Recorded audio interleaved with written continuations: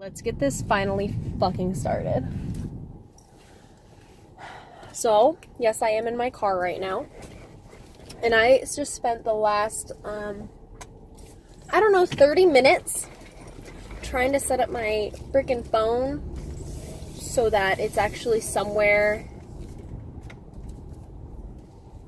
Sorry about that. I think it was recording on my car microphone, and I don't want that. So we're back in business, I think. Maybe, even though you keep sliding. So anyway, I just spent the last, probably wasn't 30 minutes, probably more like 15 or 20 minutes trying to set this up, because I just feel like there's a lot I'm trying to deal with right now, and maybe venting it will help. I am driving. It's 9:30 at night. I've apparently messed up my clock, and it says ETA is 9:49, but I don't think it knows where I'm going because I don't actually have navigation in my car. So I don't know what's happening, but I still have leftover frustration and anger from trying to get my phone to work. So I'm going to try and brush past that and not curse anymore in my videos, because that's not something I really want.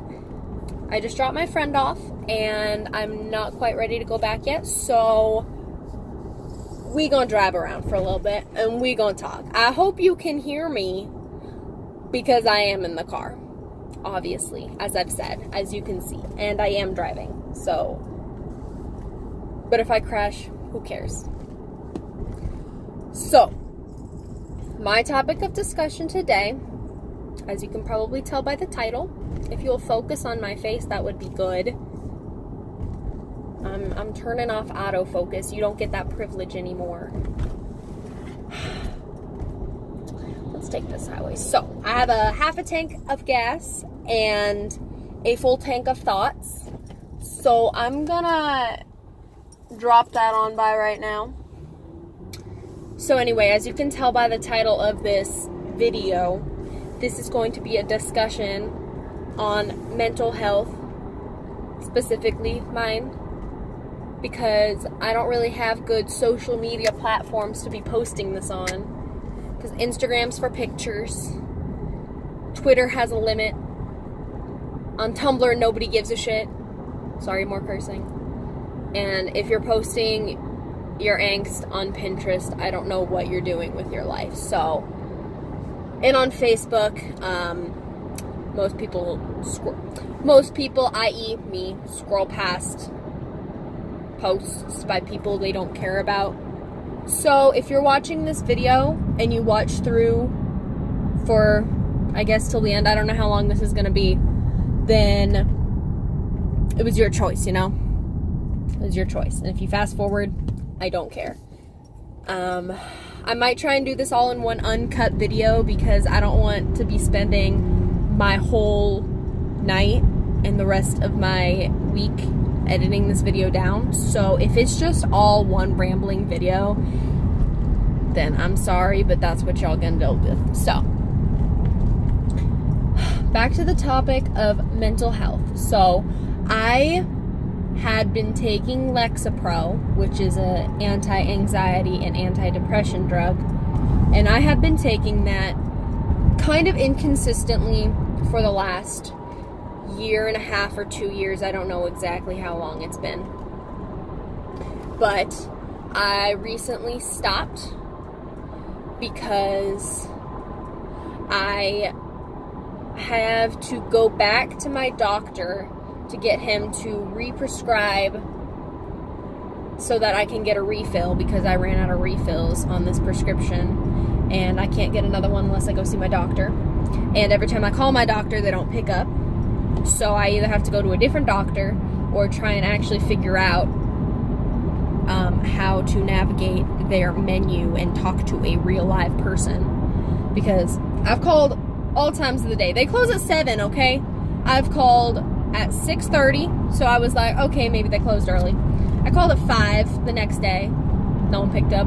I called at 2 on Tuesday, because this was over the Labor Day or Memorial Day. I don't know my holidays. I think Labor Day weekend. So I called on Tuesday at 2 p.m. and still no one picked up, and they only want you to leave in a message if it's an emergency. If it's a real emergency, they say call 911, but if they're like if you need something else, leave a message. If you want to make an appointment, don't leave a message. So I don't even know how I'm supposed to do this or navigate their stupid menu to even get a hold of my doctor. So anyway, that's a mess. And then my dad lost his job, and I was on his health care plan, which means I don't have health care anymore, which means the medicine would have to come out of my pocket. And I'm in school right now, and I don't work full time, so I'm not going to be able to afford that. So I'm trying to get myself off this medication because I still have about maybe like a week and a half left, maybe. So I'm trying to get myself off of it. And that's kind of where we are mental health wise. So I have been dealing with the withdrawal side effects as well as depression and anxiety, because Lexapro is no longer that barrier holding that back. So I haven't been sleeping, which is one of the symptoms of withdrawal. I've been super dizzy, which is one of the symptoms. I have no appetite, but I don't think that's part of the withdrawal. I'm pretty sure that's just me. And nauseous. Yeah, so that's me. So those are kind of all bundled in with my withdrawal symptoms. And I realize now I'm actually heading back to where I don't want to be, which is home. But I'll just make a turn somewhere. Anyway, so I'm kind of dealing with all that right now. And I had been noticing for a while, comparing myself on medication to my friends with similar mental health issues that aren't on medication or aren't on the same medication as I am. And I've noticed things that I wouldn't otherwise notice, if that makes sense. So when I'm on Lexapro, I am kind of having this country twang going on right now, and I swear I am not from the country. I'm from Kansas, which I guess might be kind of the country, but when I get heated, I kind of go into that southern drawl, which is kind of weird because I have lived in Kansas almost my whole life, and I was born in New Jersey. So anyway, I don't know where we're going with this, but this is my I'm heated voice, and I have a lot to say. I kind of revert to that. So it's kind of like when you're writing cursive, cursive's a little bit easier to write because you don't got to pick up your pen as much. It's kind of like talking in this voice is kind of easier to get the words out than trying to articulate with my Kansas accent, which I don't know if Kansas has an accent because I've lived here and everyone talks the same. So anyway, enough of that. Enough of this linguistics. I don't even know if that's the right word, but I don't care. So I've noticed that when I'm on my Lexapro, I don't feel anything. Like, nothing. Like, I don't feel emotion. I don't feel happy. I don't feel sad, which is kind of what it's supposed to do. But it's kind of like, I guess in a way, like being happy and sad is like a double-edged sword. But with depression, it's like the depression side has been sharpened to its worst point ever. So with my Lexapro, it's kind of like that barrier holding all of my emotions back, which means I don't feel anything. I don't feel happy. I don't feel sad. A lot of times I don't feel love. What I do feel is annoyed. So that's one of those things. And since I've been getting off of it, my anxiety hasn't gone anywhere, which usually I would think it would go down because I started taking Lexapro for my anxiety, but after I started taking it, I was mainly then taking it for my depression because I was noticing that it was helping, but it only helps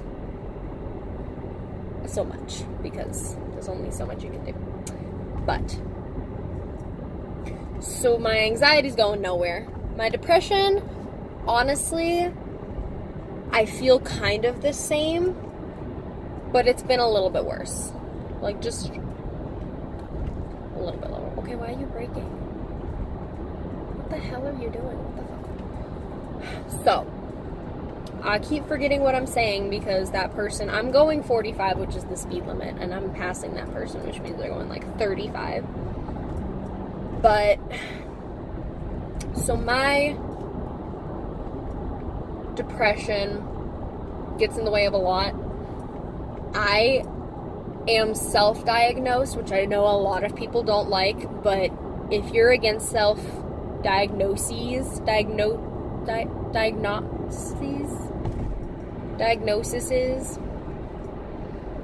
then you can eat my shorts because I don't care. Okay?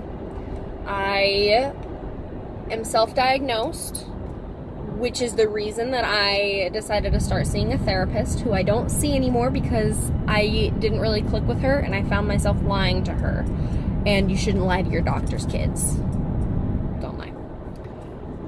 And so I stopped seeing her, but then I got on medication, and for a while I was like, okay, sure. But lately I've been really wanting to go back to a therapist, but I'm not about doing that research into that. Another thing, executive dysfunction, so I'm not really into that, as well as the fact that I don't have health insurance, so I need to find a therapist that's not going to kill my money. I don't know, my mind isn't working right now, but anyway. So, I have to do that, which I hate doing research, and I don't like talking to new people, especially about personal things, you know? But I feel like I should start talking to someone again, especially if I'm going to be going off of my medication. But I've noticed a lot of things that have held me back in my life. One of them, anxiety, was the biggest thing for me, pretty much growing up until about senior year and junior year of high school, when my depression really kicked in. For me, it was mainly anxiety was the worst thing for me. I didn't talk to anyone I didn't know. I felt uncomfortable sitting around people I didn't know, like in class. I ended up doing badly in a lot of my classes because I didn't want to raise my hand and answer questions. And you're probably like, oh, that happens to everyone, but I'm not going to go into that. My anxiety's, I don't want to say it's gone away because it's still there. Like, it's still going to be a part of me, but it's definitely way less than it was, because I feel like at this point, my depression has surpassed my anxiety to the point where the depression kicks in, and it's like, you don't care. And my anxiety's like, but I do, and the depression's like, but you really don't. And the anxiety's like, damn, you right, I really don't care. And so I'm kind of like, I used to be caught in the middle where I would care a lot about stupid things and then not care about the important stuff. And then now it's kind of like, I just don't care about anything. It's just kind of, I thought maybe that was from the depression, and it probably is, but I think it's also from the Lexapro, just numbness. That's just me all the time now. Just numb and sarcastic and disconnected from everything. Like, I don't know, I don't feel, like, sad anymore. Which, like, it's not even, I don't feel unnecessarily sad, like how depression causes you to be. I just don't feel sad. Like, I don't know, my parents' dog is getting really old, and she's probably not going to hang around much longer, and, like, I know this, but I don't know. My depression's just like, do you really care? And I'm like, yeah, I do. I mean, I've had this dog for, 15 years of my life? And my depression's like, yeah, but do you really care? Because I don't. So it's like, I just don't feel sad for things that I should feel sad. Like death. Or losing people in my life, like friends. I don't care. I've just become a very bitter, spiteful person. And, petty. as my ex-friend would say. I'm petty. I'm so sorry. Yeah, but if you can tell, I'm just in a very sarcastic mood, and in one of those moods where I especially don't care about things. I'm getting on the highway and there's no lights on the highway, so we might not. Okay, I'll turn on my car light for you. Just because I want you guys to see my beautiful face with this giant ass pimple that's growing on my chin. Yeah, so anyway, long story short, I'm weaning myself off my medication. Actually, I'm cold turkeying myself off my medication and only taking it when I get so dizzy that I can't see anything when I stand up. You know, when you stand up too fast and you get that head rush and you like see spots and your vision goes black for a second. That's how that is, but it doesn't go away. It just doesn't go away. So it's like I have to take my medication, then wait like 2 hours for it to kick in. And then, yeah. But going back off to not feeling anything, because I'm doing this all out of order because I didn't think about this or write anything down, and it's just me rambling as I drive south of wherever I want to be. So, yeah, I don't feel sadness. I barely feel happy. It takes a lot for me to feel happy. You know, like when I look at my cat or like one of my parents' dogs, I'm like, oh my gosh, I love you. And like I feel like, I don't know what that emotion is called, but when you miss something, longing. I don't know, I feel longing. I'm dog sitting for my parents and I miss my cat. So like I still miss people, and then there's someone I like who's like 7 hours away and I miss them too. So, but I don't know if they're watching, but if you are, hi, you should text me. Anyway, but yeah, and it takes a lot for me to like feel love, I guess. Like my friends will say, I love you, and I'm like, oh, I love you too, and then I'm like, but I don't really know if I do. Like, of course I love them. Like, I wouldn't be anywhere in my life if it wasn't for my friends, and I know maybe a couple of them are watching right now, and if you're worried that I don't love you, I do, but my depression thinks that I don't. So that's what I'm trying to struggle with, because logically I know that I love them, you know, but like emotionally, that dopamine isn't there. Is that dopamine? Is dopamine love? I think serotonin's happening and dopamine is love. So yeah, that dopamine's not there. But the serotonin is, because you make me happy when I see you and when you text me. But I just like,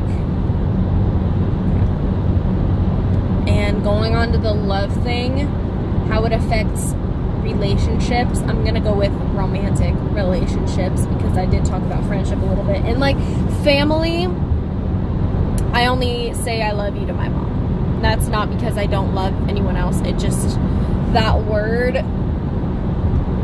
the word love is just a really good word, and I don't want to waste it, even if, I don't know how to articulate this, okay? But I love my family, but saying I love you feels like I'm lying, because I don't have that chemical in my brain telling me I love them. If that makes any sense at all. I need to turn off my light because there's cop cars up there, and I don't want them to think that I'm like multitasking, even though I kind of am, but all I'm doing is talking. So, but anyway, I forgot where I was, but okay, going on to romantic relationships, because everyone wants to know about everyone else's love life. So fun fact, I don't have one, because I'm hung up on someone who is, like I said, 7 hours away. But when it comes to romantic relationships, I kind of always thought I was demi or aromantic, just because it takes a lot for me to have feeling towards someone. And that's not because, like, I don't know what it is. I thought maybe my standards are just, like, super high, but I don't know if that's it. I just think there's a bug in the car. I think there's a fly right by my ear. But it just takes a lot of energy and effort for me to feel things towards people. When I look back on the times I've had crushes, there were only 3 times that I have ever felt really strong feelings. Like, when I say crushes, I mean, like, I look at someone and I kind of know a little bit about them. I'm like, oh, they're cute. I would date them. But it's not really like, oh my gosh, I really, really want to be with this person and I would give anything to be with them. So I've only had 3 of the latter. One of them was in my first year of college, back when I went to university. It was my first semester. And I even want to go so far as to say that I was in love with her. Yes, it was a her. But I honestly didn't realize it until she had moved away. She left at the end of the first semester and she moved back home, where she went to a community college, I think, for that semester, and then she came back to school. But I didn't realize how much I had... Sorry, there's a car passing me. Okay, they're not a cop. I don't think cops really care about having lights on. I don't think that's a law. Anyway, I didn't realize how strong my feelings were for her until she moved away. And I was like, wow, I really miss her. And I would text her, and just, like, when I would see her name light up on my phone, you know, you just get, like, that rush. Sorry. Like, I don't still have feelings for her, but I just like that feeling of liking someone, you know? But anyway, I realized I liked her, so I texted her a lot, and then she told me that she was dating someone else, and who I was also friends with, and I knew there's someone behind me and they're making me nervous. I'm sorry. But I knew there wasn't anything that I could do. Not that I would want to. I'm not that kind of person to come in between them. I wouldn't ever try and come in between someone. But I just knew there was nothing that I could do on my end to change her mind or convince her to be with me or anything like that. Like, I knew I had missed my chance, and that, like, tore me apart. So that was the anxiety and also me being a dumbass. But I moved away. A lot of the reason was my mental health, but it was also partly because I knew I couldn't see her every day and be okay with it, at least until I got over her. And it honestly took me a year or so to get over her. Even sometimes I, like, still think about her and I, like, wonder what she's doing. I don't still have those feelings for her, but it just, you know, when you, like, fall in love for the first time, it, like, really fucks you up. That's kind of what it was. But unfortunately it wasn't reciprocated. But anyway, moving on. The second person was someone who I worked with, and when I'm looking back at it, like, yeah, I liked him, but it wasn't as strong as it was for the girl that I had liked. But still, like, I had liked him and I had wanted to date him, and anyway, but now he's in college. I'm the third guy who's at college now too. I'm not gonna go into that in case he's watching, but if you're watching, you should text me, because I like it when you text me. Okay, so this was a long video. It's actually not as long as I thought it was going to be, but still 25 minutes is pretty impressive. I have been driving, I don't know, well, I'm dumb because my time is right on my phone. I've been driving for almost 25 minutes. But anyway, so yeah, mental health sucks. I'm trying to fix it. I don't know if that's exactly how I would put it, but that's how I did put it, so I guess we're going with fix that. And honestly, I don't even really know what else to say. I've taken online quizzes to see what other mental illnesses I might have, and I tested very extremely likely for BPD, so there's that. But I haven't gone to a therapist or talked to anyone about it except for like some friends, but obviously they don't have professional expertise. And so yeah, I tend to put things off. Don't know if it's procrastination or executive dysfunction or ADHD or what it is, but then I get really overwhelmed and then I have to vent about it. So I'm hoping I won't keep doing that on this video, especially because I haven't uploaded a video in like a couple days, and it's a 26-minute video of me ranting about my brain. So I just hit a bug. So anyway, get better, brain, and I hope all of y'all are doing okay in the mental health area, because that's definitely tough. And just know that you're not the only one going through it. And if you need to talk, you can always talk to me. I don't get a lot of comments, so if you comment, I will most likely comment back. So anyway, I hope you all have a good rest of your night, and I have driven really far, and I'm not really sure how to get home, but that's what we have Google Maps for, right? Right, Google? Anyway, goodbye, y'all. There's someone coming up, so I'm going to turn off the light and end the video. So bye!